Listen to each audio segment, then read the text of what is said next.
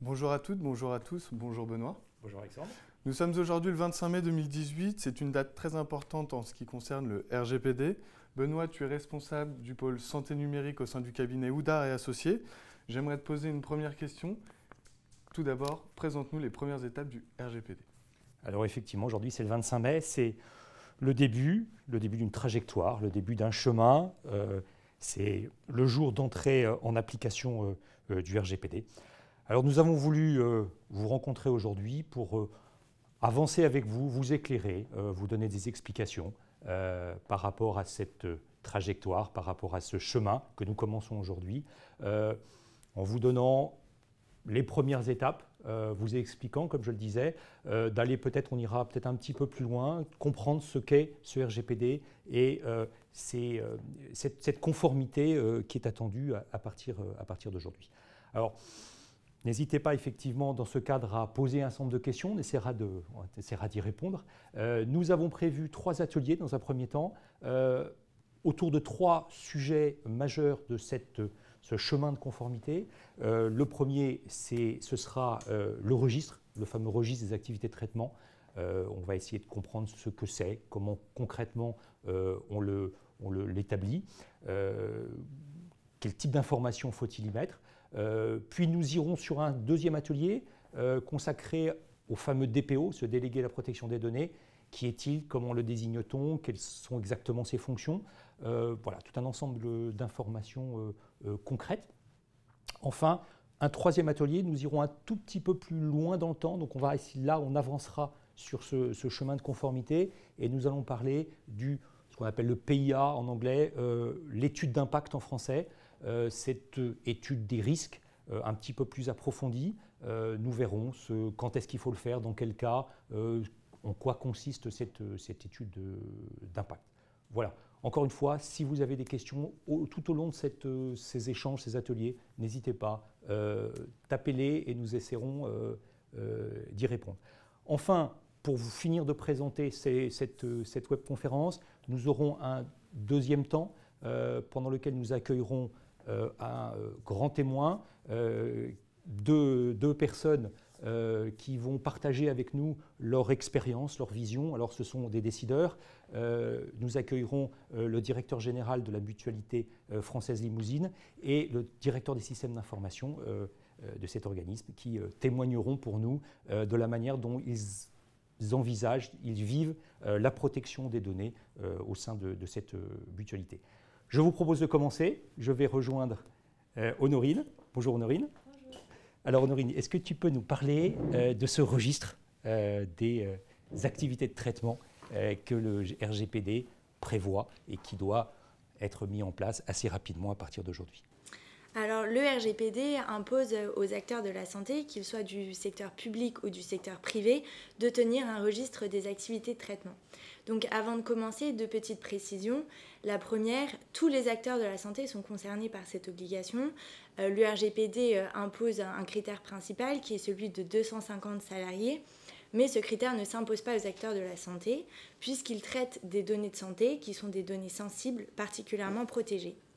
La deuxième précision est qu'il ne s'agit pas d'une obligation totalement nouvelle, puisque la loi informatique et liberté prévoyait déjà la possibilité de nommer un CIL, un correspondant informatique et liberté, qui avait notamment pour mission de tenir un registre. Donc pour bien comprendre ce qu'est le registre, 3 questions sont essentielles. Déjà, de quoi s'agit-il en pratique? Deuxièmement, que faut-il inscrire dans le registre? Et enfin, qui est chargé de tenir et mettre à jour ce registre? Donc premièrement, de quoi s'agit-il concrètement? Il s'agit d'un écrit sur support papier ou sur support informatique. Le plus pratique serait un tableau Excel. La CNIL a mis en place sur son site internet un exemple de registre. Les acteurs de santé pourront également s'intéresser à des logiciels. Il faudra toutefois être vraiment vigilant quant à ces logiciels et choisir un logiciel adapté à la structure. Mais j'ouvre une parenthèse sur la notion de traitement. De quoi s'agit-il? La notion de traitement est une notion juridique et pas une notion informatique. C'est le fait de collecter, d'enregistrer, de supprimer des données dans un but précis. Par exemple, la collecte du nom et prénom avant de rentrer à l'hôpital dans le but d'ouvrir votre dossier patient. C'est un traitement. La deuxième question est de savoir ce qu'il faut inscrire dans le registre. Il va falloir inscrire toutes les informations qui concernent la donnée. Ce sera le même type d'informations que lors des déclarations. Par exemple, les coordonnées de l'établissement, les coordonnées du DPO, les coordonnées des éventuels prestataires, mais également la finalité du traitement, la catégorie de la donnée et combien de temps les données sont-elles conservées, comment sont-elles sécurisées. Ces informations permettront de prouver votre conformité auprès de la CNIL en cas de contrôle. Enfin, il faut s'interroger sur qui doit être chargé de tenir ce registre. C'est l'établissement de santé en tant que personne morale. Le RGPD n'impose pas que ce soit le DPO, il peut s'agir de 2 personnes distinctes. Donc pour terminer, quels sont les 3 points essentiels à bien retenir ? Le premier point, c'est que tous les acteurs de la santé sont concernés. Le deuxième point est qu'il faudra vraiment bien tenir et mettre à jour votre registre pour prouver votre conformité auprès de la CNIL en cas de contrôle. Et enfin, le registre est vraiment votre outil central qui vous servira tout au long de votre conformité, des étapes de votre mise en conformité au RGPD. Benoît, il me semble que l'autre pierre angulaire du RGPD, c'est, je crois, le délégué à la protection des données, autrement dit le DPO. Peux-tu nous en parler ? Alors, oui, effectivement. Je voudrais juste rajouter un petit commentaire, revenir sur un point très important qu'a développé Honorine, c'est ce côté dynamique du registre. Le registre, effectivement, il faut qu'il existe, qu'il soit complet à un instant T, mais il faut surtout qu'il soit tenu à jour parce que c'est un outil dynamique, c'est un outil de conformité. Nous aurons l'occasion éventuellement d'y revenir s'il y avait des questions sur ce point. Effectivement, Alexandre, je vous propose maintenant de me tourner vers Amandine pour un deuxième atelier. Amandine qui va nous parler du délégué à la protection des données. Bonjour Amandine. Bonjour Benoît. Alors effectivement, DPD, DPO, ce sont des initiales qu'on entend énormément en ce moment. Le DPD, délégué à la protection des données, le DPO, Data Protection Officer, c'est effectivement la même personne, c'est effectivement la même fonction. Comme l'a dit Alexandre, c'est la pierre angulaire effectivement de ce nouveau dispositif qu'est le RGPD. Et pourtant, c'est une fonction qui n'est pas nouvelle. On se situe ici dans la droite lignée de ce qu'étaient les CIL, les anciens correspondants informatique et liberté. Alors, les fonctions du DPO sont multiples. Il va avoir tout d'abord une fonction d'information et de conseil au sein de l'entité dans laquelle il était désigné. Conseil auprès du responsable du traitement, bien sûr, du sous-traitant, et de l'ensemble des employés qui vont mettre en œuvre le traitement pour les informer sur les obligations qui leur incombent. Il va avoir bien évidemment une mission de contrôle de la conformité au RGPD, à l'ensemble des dispositions nationales bien évidemment, qui concernent la protection des données. Il sera également présent pour délivrer des conseils sur demande, et notamment s'agissant de l'analyse d'impact, dont il vérifiera l'exécution. Et enfin, un point essentiel également, il va faire office de point de contact avec l'autorité de contrôle avec laquelle il coopérera. Alors attention, il est important ici de bien comprendre que ce n'est pas le DPO qui a la responsabilité de la conformité. C'est toujours le responsable du traitement, le sous-traitant le cas échéant, qui ont cette obligation de mise en conformité. Le DPO est là pour les accompagner. Alors, pour mettre en œuvre ces différentes fonctions, il doit bien évidemment disposer d'un certain nombre de ressources qui doivent lui être allouées. Ressources qui doivent être diverses, du temps bien évidemment, et notamment lorsque le DPO n'est pas sur cette fonction à temps plein. Un équipement matériel, il doit disposer par exemple un bureau, un local, pourquoi pas une assistante s'il en a besoin. Il doit ensuite avoir la capacité de constamment être à jour lui-même dans ses connaissances et pouvoir par exemple disposer d'une formation continue. Il faut bien évidemment, après, pour exercer sa mission, qu'il y ait une véritable visibilité du DPO au sein de l'entité, qu'on sache qui il est. La direction doit indiquer qui est le DPO, comment le contacter, pour que les personnes puissent véritablement avoir un échange avec ce DPO. Alors, bien évidemment, pour pouvoir exercer sa mission, le DPO doit être indépendant. Et pour cela, il va faire rapport directement au niveau le plus élevé de la direction. Il faut également avoir bien conscience que le DPO ne peut pas être jugé partie. Attention, donc dans la désignation de votre DPO, il ne faut pas que vous soyez en situation de conflit d'intérêts.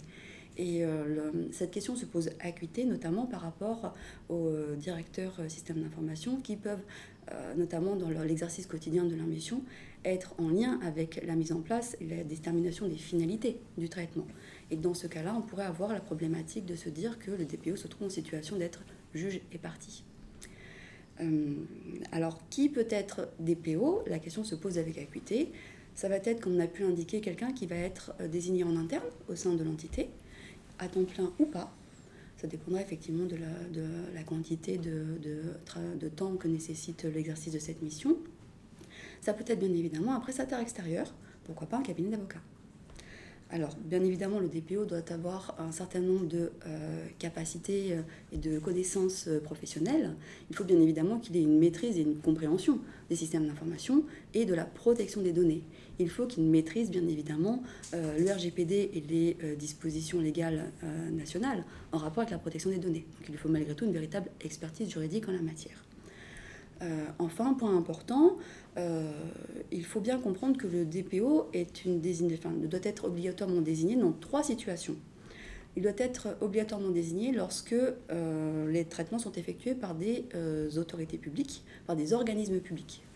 Il faut ensuite qu'il y ait une désignation de DPO lorsque les activités de base concernent la mise en œuvre de traitements qui, en raison de leur nature, de leur portée ou de leur finalité, imposent un suivi régulier, systématique et à grande échelle des personnes concernées.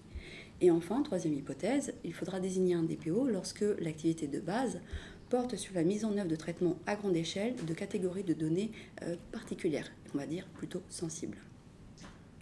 Benoît, il a été question tout à l'heure de l'analyse d'impact ou PIA. Peux-tu aussi nous en parler de cette analyse d'impact? Alors oui, Alexandre, effectivement. Je voudrais revenir un seul instant sur ce qui vient d'être dit pour peut-être en faire la synthèse. Vous l'avez compris, les 2 premières étapes qu'il faudra mettre en place à partir d'aujourd'hui, dans un délai raisonnable, c'est établir un registre. Ça, quasiment tous les acteurs professionnels y seront soumis. Seuls seront exemptés effectivement les particuliers et les personnes qui ont des activités extrêmement limitées.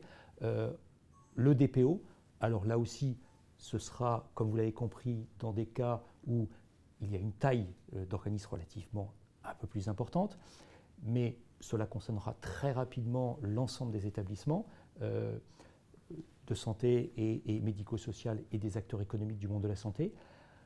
Dans un temps un tout petit peu plus éloigné, quelques semaines peut-être, quelques mois pour d'autres, il faudra envisager de faire cette fameuse étude d'impact. C'est pour ça que nous avons prévu d'en parler, parce qu'elle va venir assez rapidement pour un certain nombre de traitements particulièrement sensibles. Je vais me tourner vers Laurie, membre de l'équipe qui va nous parler de l'étude d'impact dans cette dimension juridique. Et je vais demander aussi à Mathieu Durbeck, qui est consultant en sécurité au sein d'Infinéo, de bien vouloir nous parler de la dimension technologique, évaluation de sécurité, évaluation des risques de l'étude d'impact. Laurie, peux-tu nous parler de l'étude d'impact ? Oui, bien sûr. Bonjour Benoît, bonjour Mathieu. Effectivement, le RGPD prévoit la réalisation d'une analyse d'impact qui est obligatoire lorsque le traitement est susceptible d'entraîner un risque trop élevé sur les droits et libertés des personnes concernées. Donc cette analyse d'impact va porter sur un traitement de données. Elle peut également porter sur un traitement de plusieurs données qui sont similaires de par leur nature, de par leur portée ou selon les risques qu'elles entraînent. Alors, sauf exception, cette analyse d'impact est obligatoire. Elle sera mise en place par le responsable de traitement qui a l'obligation de prendre cette décision, de choisir si elle est nécessaire ou pas. Comme l'a très bien dit Amandine tout à l'heure, le responsable de traitement sera conseillé par le DPO sur la prise de décision quant à la réalisation de cette analyse. Cette analyse d'impact repose sur 2 piliers, un pilier juridique et un pilier technique. Donc le premier pilier technique, il va s'agir en fait de faire une étude des droits fondamentaux qui va avoir pour objectif de bâtir un dossier de conformité au principe de droit de la vie privée. Donc voilà, à quoi va-t-elle correspondre cette analyse d'impact ? Il va s'agir d'évaluer les mesures qui garantissent la nécessité et la proportionnalité du traitement et dans un second temps d'évaluer les mesures de protection des droits et des libertés des personnes concernées. Donc on le remarque, cette étude des droits fondamentaux cette partie de l'analyse d'impact s'intègre vraiment dans une démarche d'amélioration continue. Et elle ne pourra être couplée elle ne pourra être réalisée qu'en étant couplée avec une étude technique. Je laisse donc Mathieu nous présenter ces aspects techniques. Effectivement, bonjour Laurie, bonjour Benoît. Alors effectivement, ce pilier technique va reposer sur un ensemble de phases d'analyse qui sont basées sur une méthode qui est utilisée depuis plusieurs années dans le cadre d'audit de sécurité de systèmes d'information. Et cette méthode, c'est la méthode EBIOS, donc qui est pas toute jeune, qui date de 1995 et dont la dernière mise à jour date de 2010. Et de cette méthode EBIOS, en fait, va découler l'EPIA, donc l'étude d'impact, qui est en fait une interprétation de la méthode EBIOS dans le cadre du RGPD. Et cette méthode, en fait, est basée sur des phases d'évaluation de mesures. Donc, il y en a deux principalement. Une première phase d'évaluation sur la donnée elle-même.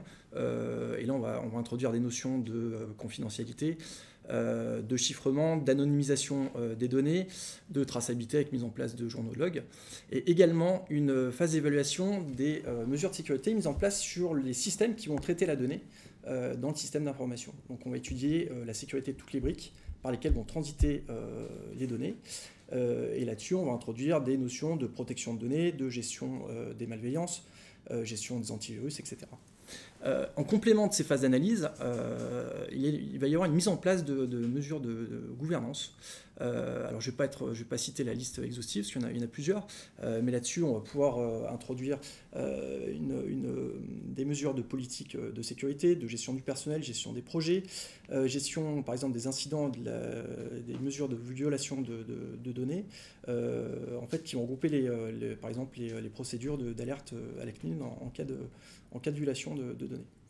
Dans le cadre des établissements de santé, je vais introduire la notion de PG-SSIS, qui doit parler aux acteurs du monde de la santé, et qui en fait est la politique générale de sécurité des systèmes d'information de santé, et qui en fait est un petit peu le précurseur du RGPD. Donc tous les établissements de santé qui ont déjà mis en place cette politique de sécurité ont déjà fait un travail assez avancé sur la mise en place du RGPD. Donc c'est du travail à moins à faire. Et évidemment, ça va simplifier la mise en place de ce RGPD. Donc ces phases d'analyse en fait, vont nous donner des tableaux qui vont regrouper les critères en fait, du RGPD. Et sur chacun de ces critères, on va venir évaluer en fait, la donnée et lui donner trois critères. Donc un critère de validation quand on estime que le niveau de sécurité match avec les exigences du RGPD. Un autre critère qui est un petit peu moins validé, qui est acceptable, et sur lequel on va préciser en fait, des mesures d'amélioration de la sécurité. Et enfin, un dernier critère de refus quand on estime que le niveau de sécurité n'est pas en corrélation avec le RGPD.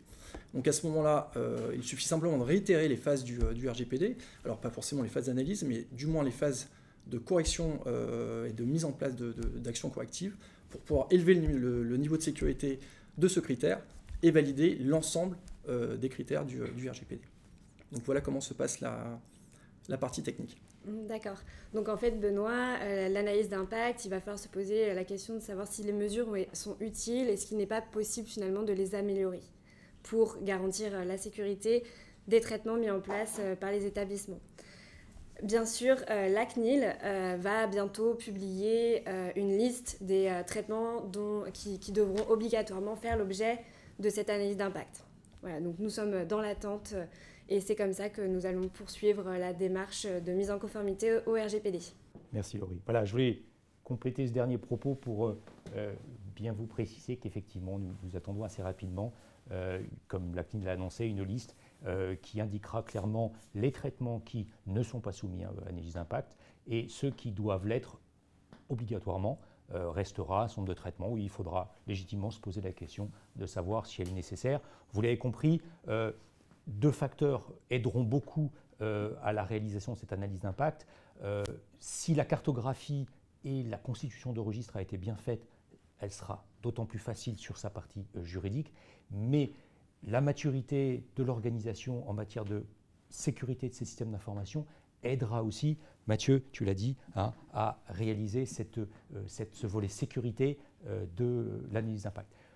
Je voudrais Mais je voudrais tout d'abord vous remercier tous pour ces précisions.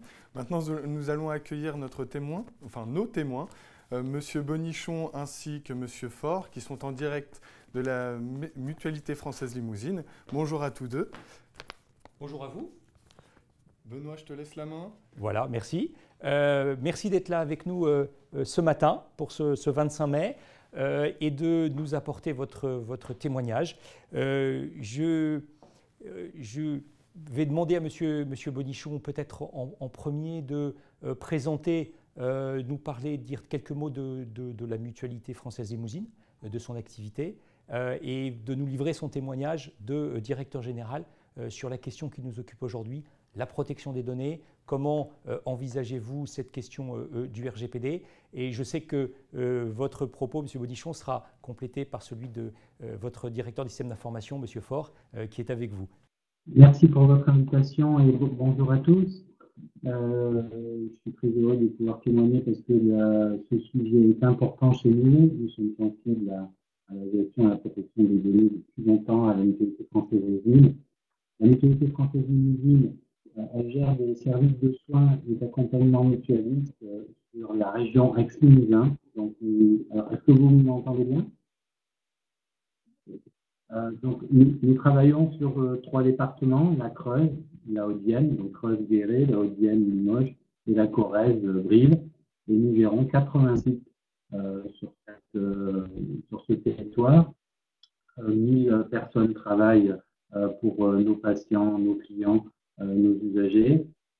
Et nous gérons, qui fait toute la richesse de la mutualité, toute sa complexité de gérer sur la gestion des données, plus d'une quinzaine de métiers. Donc, des maisons de retraite, des centres sportifs, des centres dentaires, des services de soins et de réadaptation, une clinique, des crèches, des accueils de jour et des services à domicile. Je vais assez vite sur la présentation de la Mutualité Française Limousine, ce n'est pas l'objet.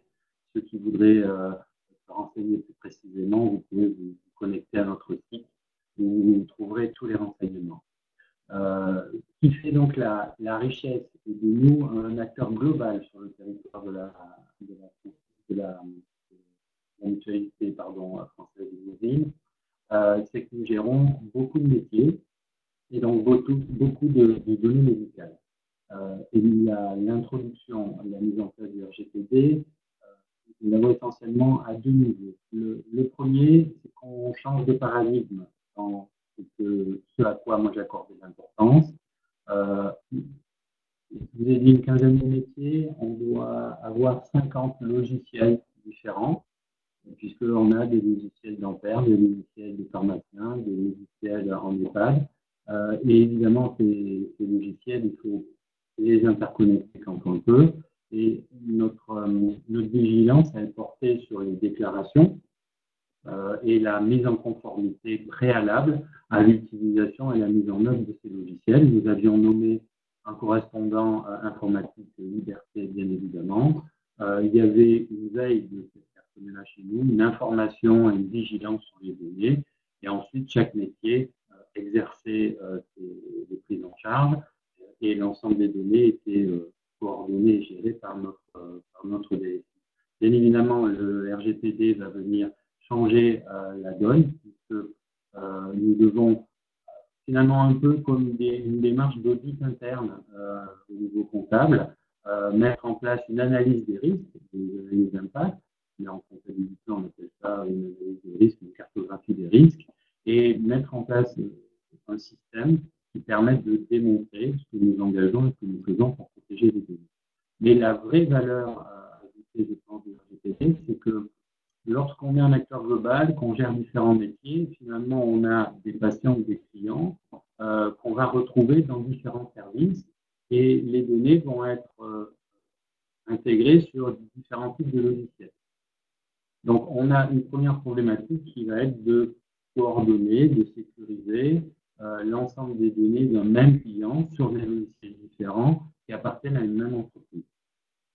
Et c'était un petit peu compliqué, on s'attachait beaucoup à se dire comment on exploite ces données et d'être vigilant à respecter la déontologie et de ces données-là. Mais on peut tout à fait aussi, ce qui devient important, gérer ces données pour améliorer la prise en charge de nos patients. Le RGPD va permettre là, de mettre en place un certain nombre de choses qui amélioreront la prise en charge des patients. Mais pour ceux qui travaillent sur le secteur de la santé, la mise en place des parcours patients, de la coopération entre établissements de santé amène une exigence forte sur le partage et la coordination des données médicales. Lorsqu'un patient sort de l'hôpital et va à domicile, si on arrive à coordonner, à partager les données, on améliore grandement la prise en charge. Et ça devient la stratégie de l'ensemble des établissements sur le territoire. Et les coopérations là vont être facilitées par la mise en place de partage d'informations et au bout l'amélioration de la prestation. Donc le RGPD là-dessus est une opportunité. Il y a un point, je vais passer la parole à Guillaume, mais il va être un peu embêté après, c'est que en tant que directeur général, j'aimerais évidemment que ça permette d'améliorer la sécurité, le partage de prise en charge et la prestation qu'on amène à nos patients, mais si possible sans surcoût, puisque vos présentations étaient évidemment excellentes préalablement. Mais lorsque on met des moyens nouveaux, lorsqu'on a un DPO en interne ou externe, on peut aussi s'inquiéter de l'augmentation du coût qu'il est possible d'envisager. Mais toujours dans ce type de projet, et c'est ce qu'on fait à l'Institut français d'Immobilier, on arrive en général à pouvoir s'améliorer derrière et en améliorant la prise en charge, finalement avoir Alors, permettez-moi une question, puisque avant de laisser la parole à M. Faure, je comprends ce que vous nous exposez, que finalement ce partage d'informations au sein de la mutualité Limousine vous engage à structurer un peu plus finalement la manière dont ces différentes entités vont travailler ensemble pour soigner le patient. Est-ce qu'on ne peut quand même pas dire que cette structuration va amener un bénéfice quand même aux soignants? Le RGPD oblige à structurer, mais finalement, ça va permettre aussi une meilleure qualité dans cet échange, une meilleure sécurisation dans ces échanges d'informations, de ce partage d'informations. C'est évident. Je vous ai dit que j'associais ça aux démarches d'audit interne, mais on pourrait aussi associer ça aux certifications qualité avec premières certifications qui ont été amenées par la HAS. Au début, on peut y voir une crainte, mais ensuite, on voit que la structuration.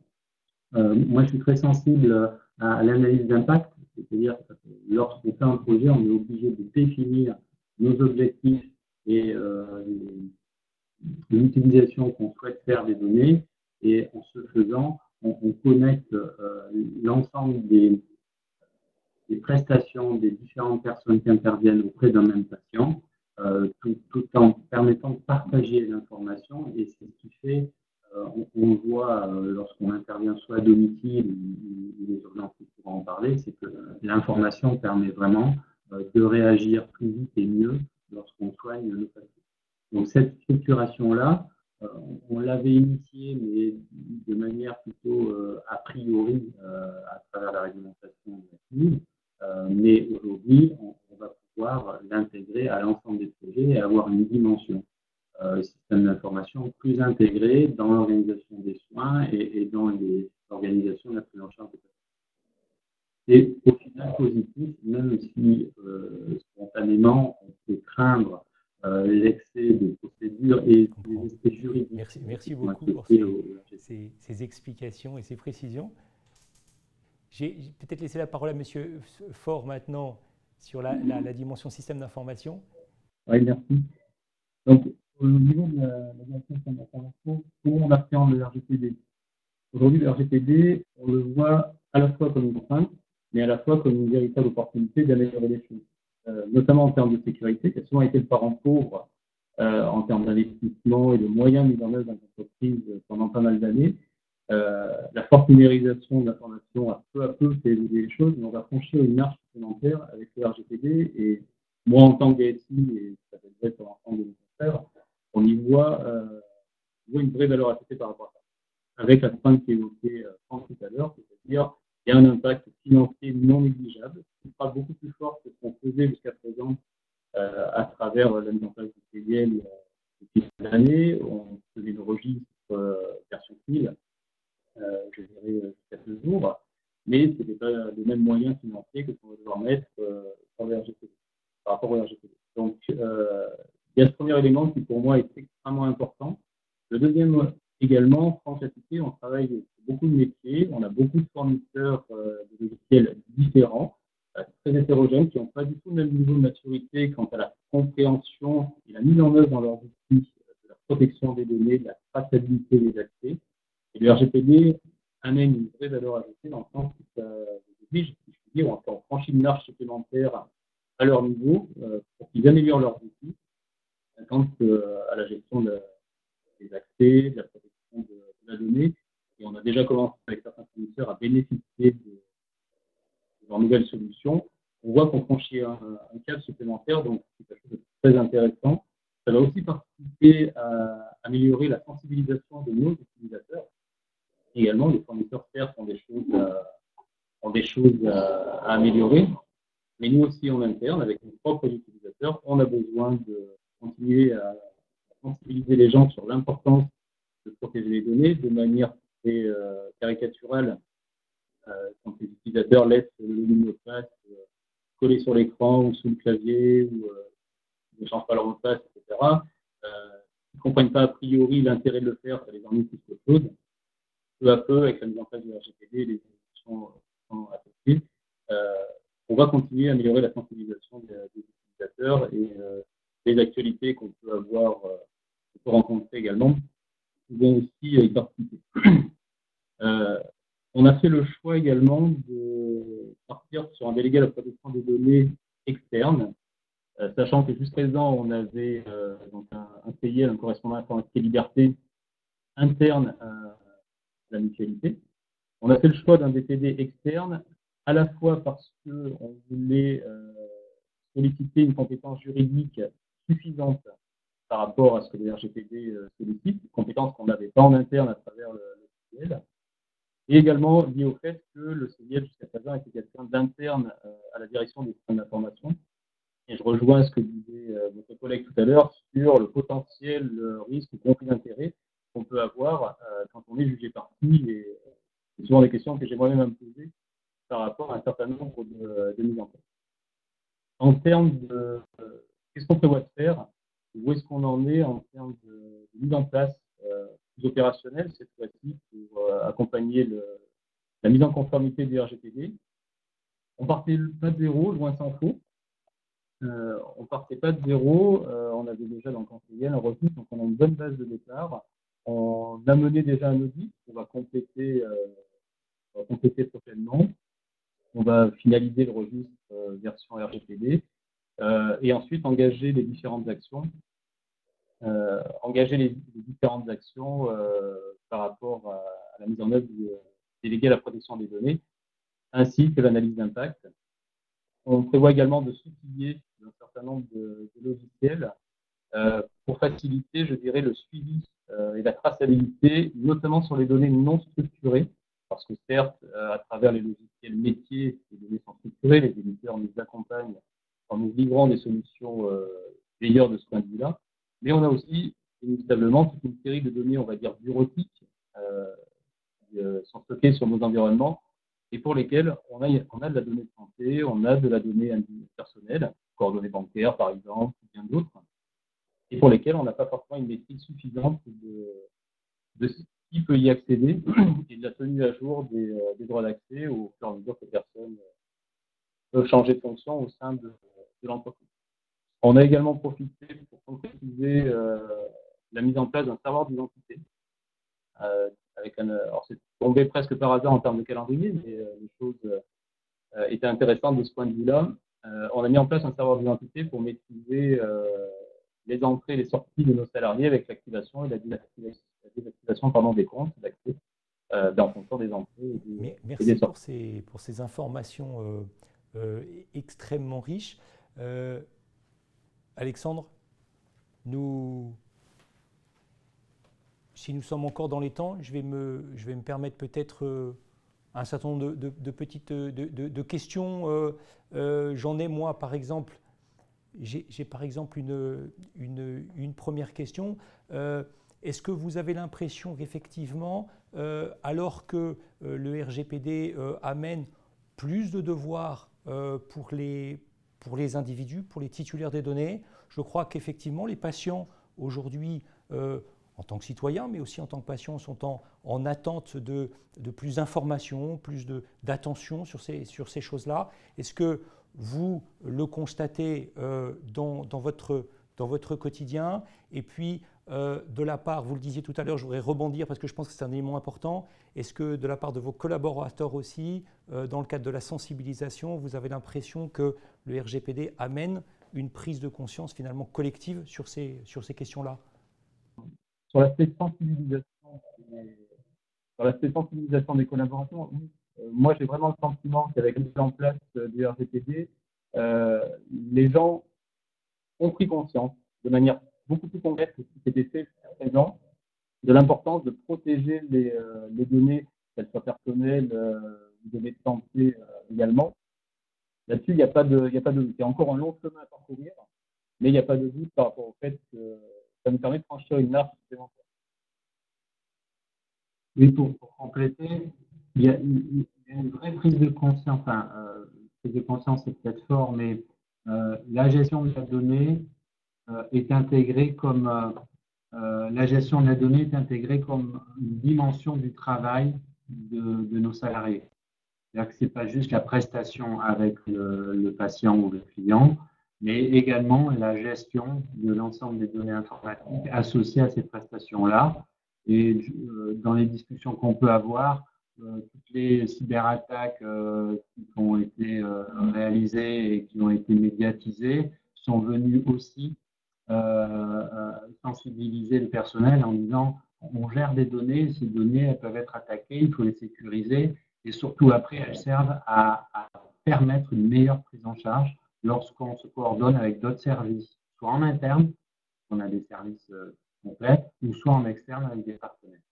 Ça, c'est vraiment intégré aujourd'hui dans la En d'autres termes, le RGPD va probablement, inévitablement, changer les manières de travailler, contraindre peut-être un peu, structurer, comme on le disait tout à l'heure, mais vous avez le sentiment qu'il y a finalement ces changements à venir qui, je pense, s'inscriront dans le temps, bien sûr. Je pense qu'il n'y a pas de Big Bang, mais ces évolutions, cette trajectoire de conformité qui va emporter des changements dans le travail, vous avez l'impression que c'est quelque chose qui se gère bien et qui ne posera pas de difficulté compte tenu de cette prise de conscience?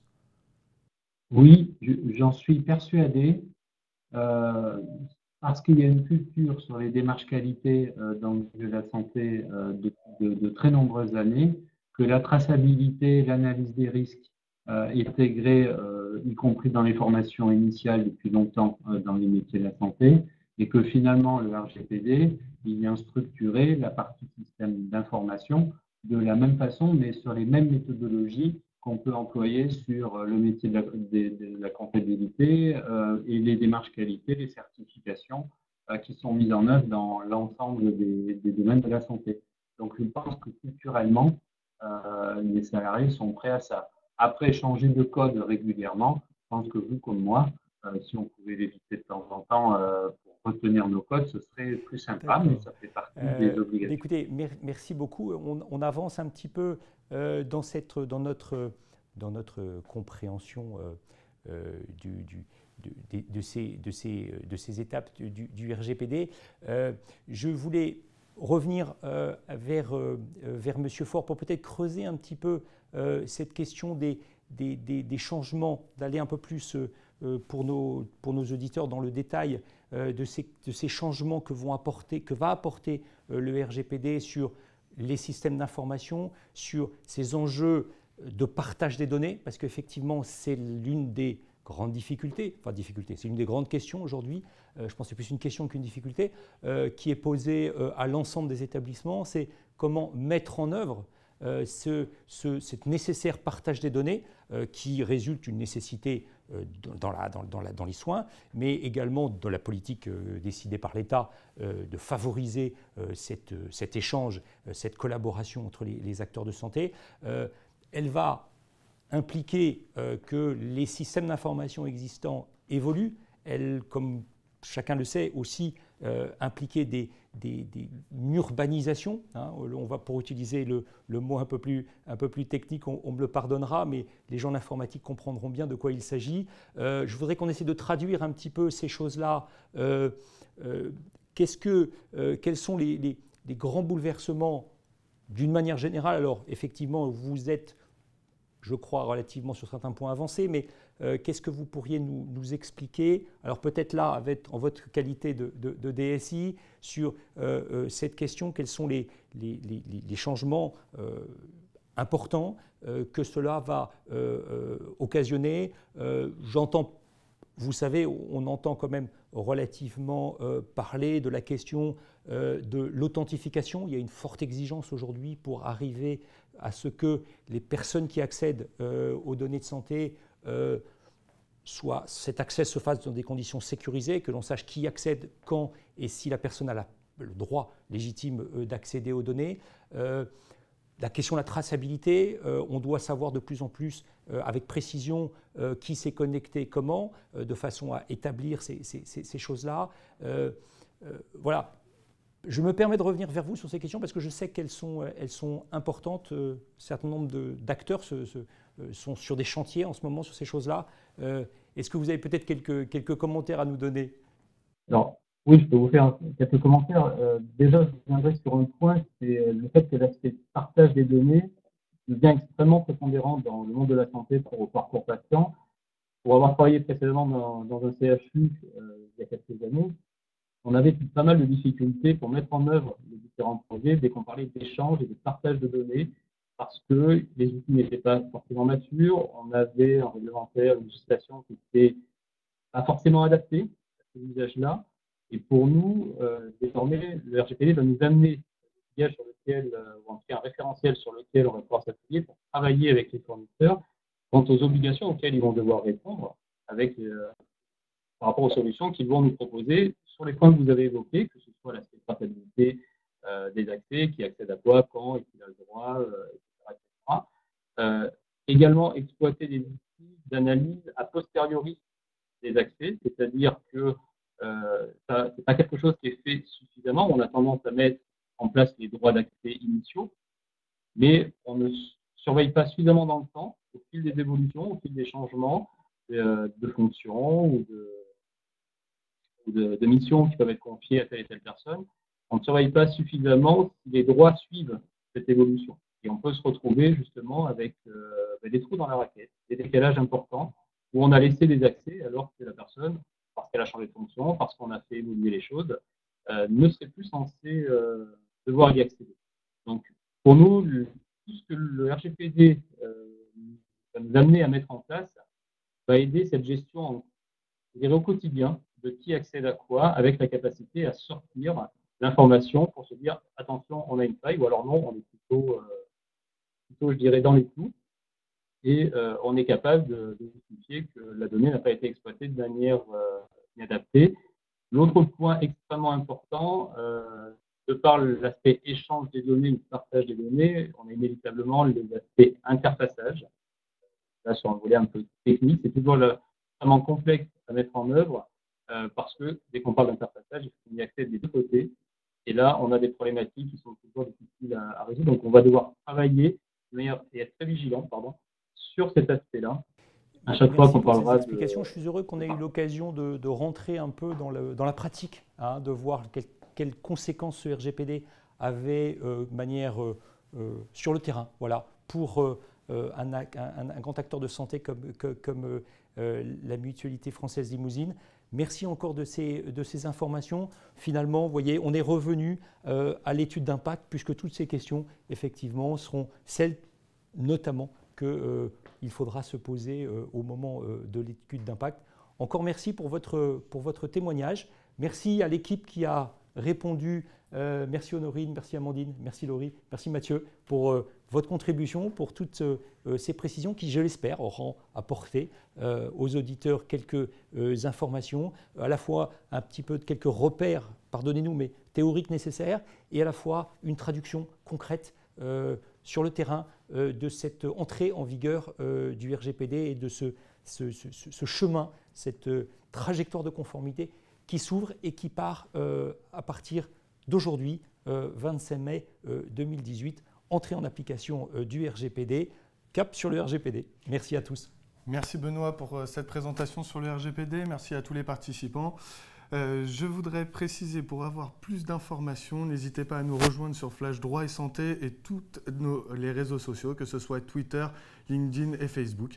À très bientôt sur Flash Droit et Santé. Merci.